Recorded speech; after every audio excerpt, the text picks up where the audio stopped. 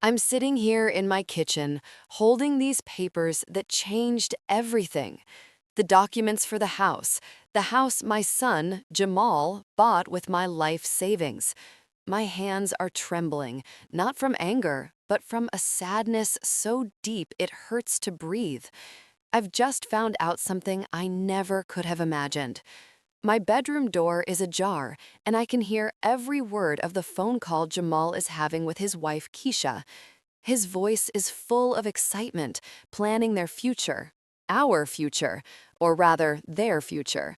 Yeah, baby, everything's all set. The papers came in today. The house is officially ours. I hear him laugh, that same laugh that used to fill me with such joy when he was a boy. Your mama is going to be so happy to live with us. Finally, Miss Cynthia will have her own room with a view of the garden, just like she always wanted. My heart stops. Miss Cynthia, his mother-in-law, Keisha's mother, is going to live in the house I paid for, the house where I thought I'd have my place, my space, my family. And me, Jamal? I whisper out loud, knowing he can't hear me. I continue to listen. Nah, baby, we already talked about this. My mom's fine in her apartment. Besides, you know how she is. She always finds something to fuss about. It's better this way, more peaceful for everyone. Us, the kids, and your mom. A real family. A real family? The words stab my chest like ice-cold needles. I, who sacrificed my entire life savings, who sold my mother's jewelry, who mortgaged my financial peace of mind so he could have this house, I'm not part of their real family? I close my eyes and memories crash over me like waves. It was 6 months ago when Jamal came to my place with that sad puppy dog face he always puts on when he needs something. He sat exactly where his phone is now, at this kitchen table, and explained his dream. Mama, I found the perfect house. It's everything Keisha and I ever dreamed of. 3 bedrooms, a yard for the kids, in a nice neighborhood. But I need your help. I just need $20,000 for the down payment. I promise I'll pay you back in 2 years, Mama. And of course, you'll always have a place with us. You'll always have a place with us. Those were his exact words. I remember them because I wrote them down that night in my journal. I was so excited I couldn't sleep. Finally, after years of feeling like a visitor in my son's life, I'd have a place, a home, where I could grow old, surrounded by the laughter of my grandchildren, family dinners, and warm holiday gatherings. Jamal, baby, did you tell your mom about the plans yet? Keisha's voice cuts through the phone like a knife. What plans, baby? The plans that she's not moving in with us? That the house is just for the 3 of us, adults and the kids? You know my mom needs her peace, and we already talked about how your mom can be hard to live with. Hard to live with? I, who have lived 69 years without bothering a soul, who raised this man on my own after his father left us, who worked double shifts to pay for college, who never asked for anything in return? I'm hard to live with? No, I haven't told her yet, Jamal says. I figured we could talk about it after the move. You know how she gets. You know how she gets. They're talking about me as if I'm a difficult child, not the woman who was giving them the opportunity to have this house. I get up from my chair in silence and walk to the window. Outside, it's raining, and the drops slide down the glass like the tears I won't let myself cry. 25 years working as a secretary at that drab office. 25 years saving every dollar, denying myself small luxuries, buying clothes on sale, packing my lunch, all so I'd have something to leave my son, to have security in my old age, so I wouldn't be a burden. And now, it turns out I'm a burden anyway. Baby, I think we need to start figuring out how we're going to tell her. Maybe we could suggest she find a smaller apartment, something more in line with her needs, something more affordable. Keisha's voice sounds so natural, so practical, as if they're just discussing what to have for dinner. Something more affordable, right? Now that they have my $20,000, now that they've gotten what they wanted, it's time for me to find something more affordable, something more in line with my needs. As if my needs don't include the love and company of my only family. The phone falls silent, and I hear Jamal's footsteps coming toward the kitchen. I quickly sit down and pretend to be looking at the electric bill, as if I heard nothing, as if my world hadn't just crumbled in the last 10 minutes. "Hey, Mama, how you doing?" His voice is normal, affectionate, as if he hadn't just finished planning to exclude me from the life I helped pay for. "I'm good, son. Are the papers for the house all set?" "Yeah, perfect. Everything's in order. We'll be able to move in soon and start a new chapter." A new chapter for him, for Keisha, for Miss Cynthia, and for his kids. A new chapter where I don't exist? "That's good, son," I say, my voice calm and controlled. "I'm happy for you." He smiles and leans in to kiss my forehead, just like he always does. That gesture that once filled me with such tenderness now feels like a mockery, like the kiss of Judas. "Thanks for everything, Mama. You know this wouldn't have been possible without you. Without me, but also without me in the future." How ironic. When he leaves, I'm alone again with these papers in my hands. The documents certify that my son now has a $150,000 house, of which $20,000 came from my life savings. A house where his mother-in-law will have the room with the garden view that I had dreamed of for myself. I carefully fold the papers and put them in the kitchen drawer, the same drawer where I keep bills, medical prescriptions, and now, it seems, my lost dignity. But something is changing inside me, something cold and clear, like the water running down the window. For the first time in years, I don't feel like crying. I feel like acting. That night, I couldn't sleep. I lay awake staring at the ceiling, thinking about all the times I should have seen the signs. All the times Jamal and Keisha treated me like I was invisible, but I justified it by telling myself they were just busy with their lives. All the times they borrowed money and never paid a single dollar back, but I called it helping family. I get up at 5 in the morning as usual, but this time it's not out of habit. It's because I have things to do, important things that can't wait. I make my coffee in silence and sit at the kitchen table with my old notebook. It's where I usually write down my monthly expenses, but today I'm going to write something different. I'm going to make a list of all the money I've given Jamal over the last 5 years. Every loan, every little bit of help, every emergency that was never repaid. The list grows and grows. $2,000 for the used car, $800 to fix the transmission, $10,000 for the kids' school uniforms and supplies, $700 for Keisha's dentist, $3,000 to cover credit card debt, $500 here, $300 there, and now the $20,000 for the house. The total makes me dizzy. $48,300 in 5 years. $48,000 that I saved working since I was 18, refusing vacations, buying the cheapest brand at the grocery store, using the same purse for a decade. $48,000. What for? For obligatory Sunday visits where I sit in a corner while they talk about their lives, for grandchildren who barely know me because Grandma Dolores is so boring, for being excluded from birthdays, graduations, and family dinners because we don't want to inconvenience you, Mama. We know you don't like to go out. I close the notebook and walk to my bedroom. I open the closet and pull out the shoebox where I keep all my important documents. Birth certificates, my will, insurance policies, bank statements, everything that certifies my legal and financial existence. I wrote my will 3 years ago when I turned 66. In it, Jamal inherits everything: my apartment, my savings, my life insurance, even my grandmother's jewelry stored in the safety deposit box at the bank. Everything for him, because he's my only son, my only family, my reason for living. How naive I was. It's 7 in the morning when my phone rings. It's Jamal. Hey, Mama, how you doing this morning? I'm doing good, son, I say, my voice sounding normal, but inside it feels like another person is speaking. You need something?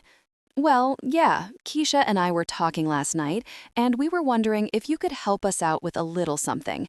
You know, with the move, there are some extra expenses we didn't account for. More money. It's always more money. How much do you need? Just $3,000, Mama, for the movers, some furniture we need, paint for the rooms, you know, just to get the house perfect for when we move in next week. Next week? He's moving next week? And he hadn't even told me when? He hadn't even invited me to see the house I paid for? Jamal, can I ask you something? Sure, Mama, anything you want. When do I get to see the house? Silence.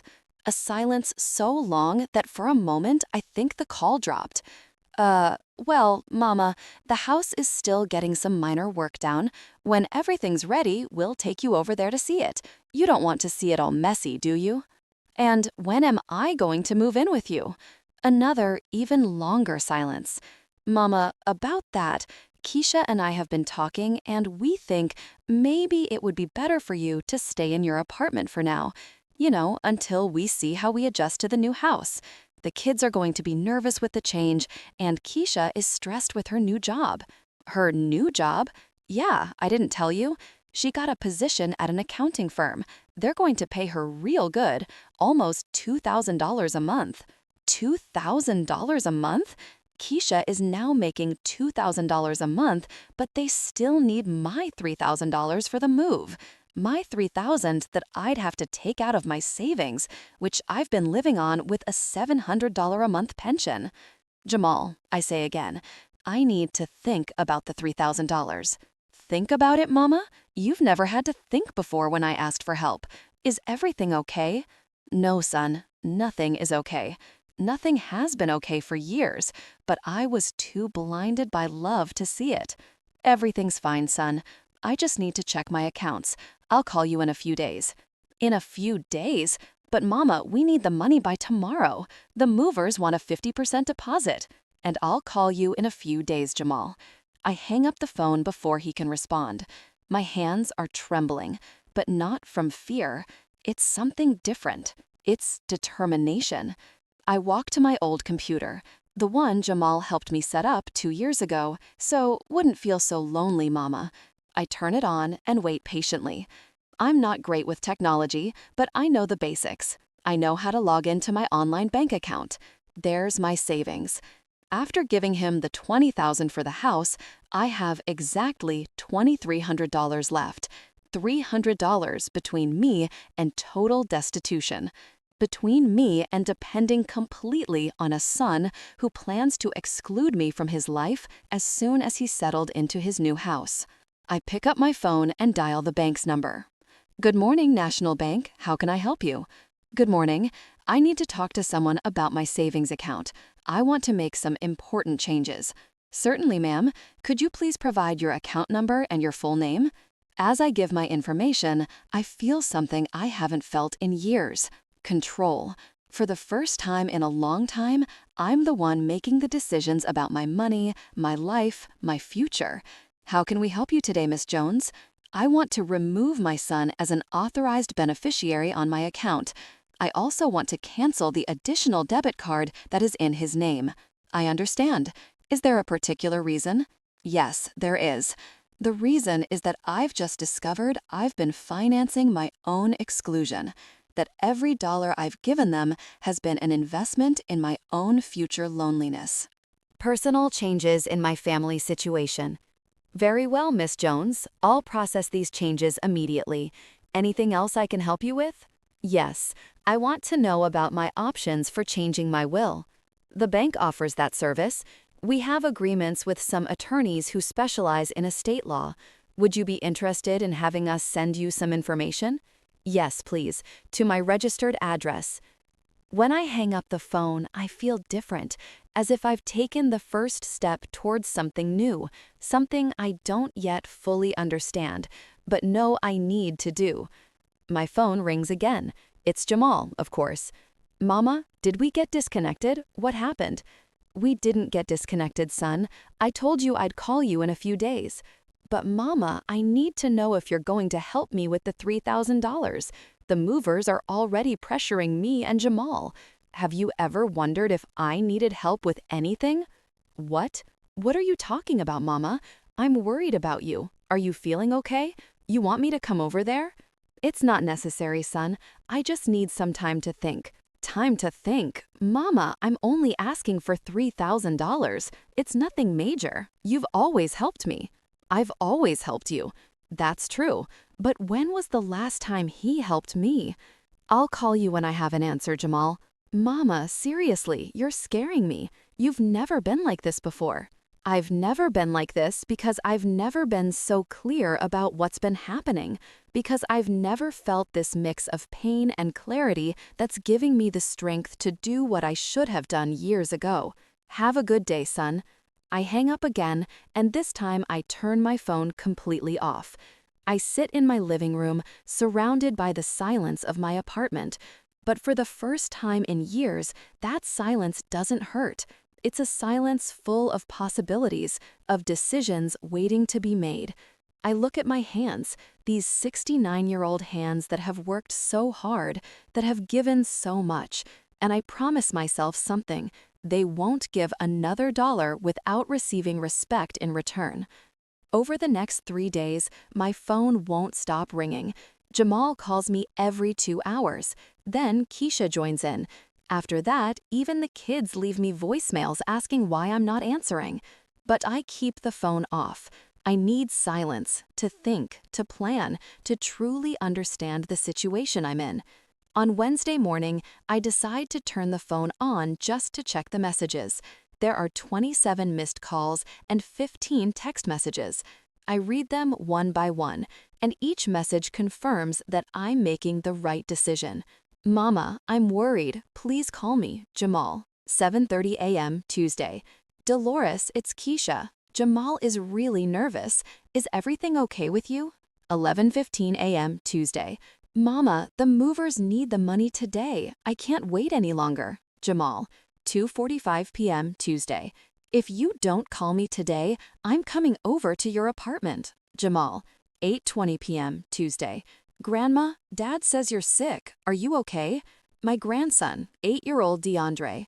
My grandson, asking about me because his father told him I'm sick. Because for Jamal, the only explanation for me not immediately giving him money is that I must be sick. But the message that hurts the most and at the same time gives me the most clarity is the last one, sent early this morning. Mama, if this is about the house, we can talk. Maybe we can find a solution for you to have your space too. But I need you to help me with the move first. Then we'll fix the other stuff. Jamal, 6:30 a.m. today. Then we'll fix the other stuff. The other stuff is me, my place in their lives, my right to be in the house I financed, my dignity as a mother and a person. All of that is the other stuff that can be fixed later once he gets what he needs.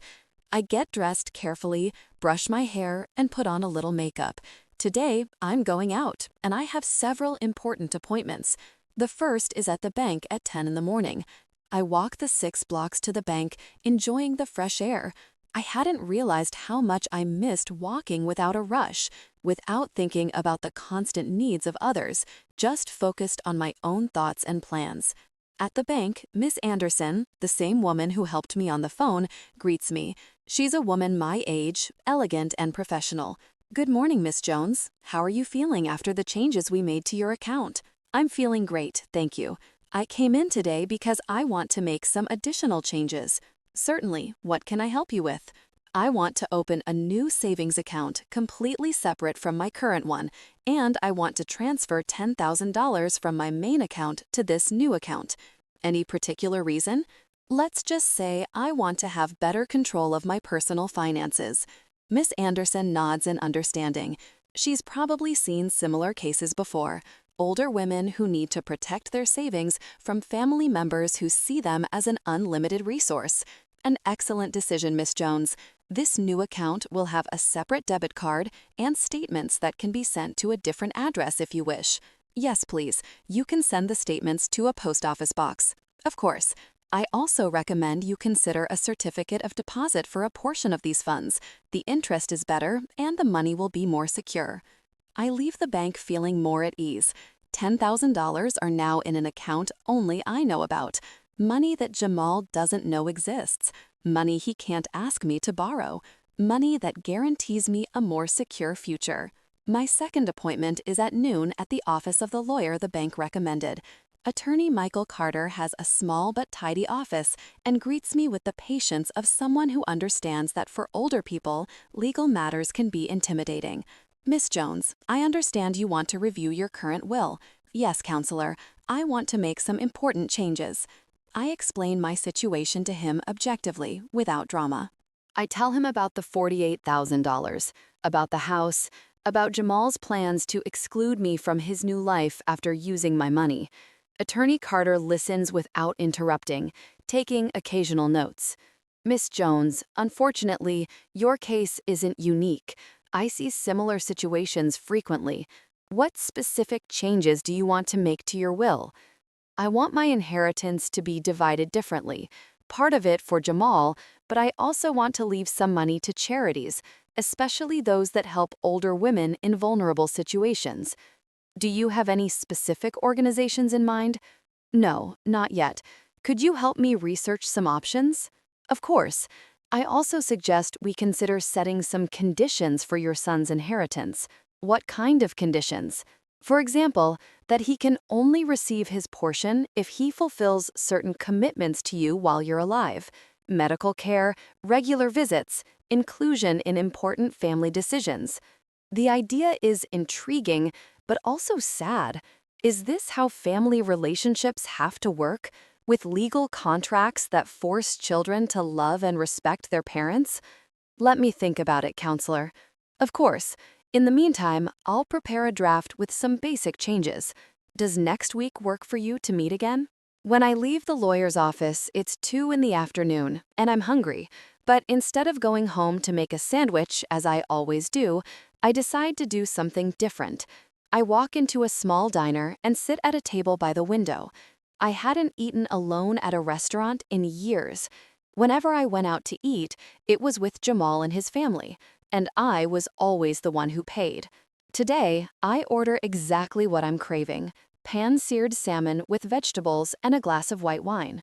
The total is $35, money that before would have seemed like an unnecessary expense. Today, it feels like an investment in my own happiness. As I eat slowly, I watch the people passing on the street. Young couples holding hands, mothers pushing strollers, old folks walking with canes, but with a determined step. Normal life, normal people living their normal lives. And I realize that I can have a normal life too, a life where my decisions don't depend on the constant needs of others. My phone vibrates. It's a text from Jamal. Mama, I can't take it anymore. I'm coming to your apartment at 4 p.m. We need to talk.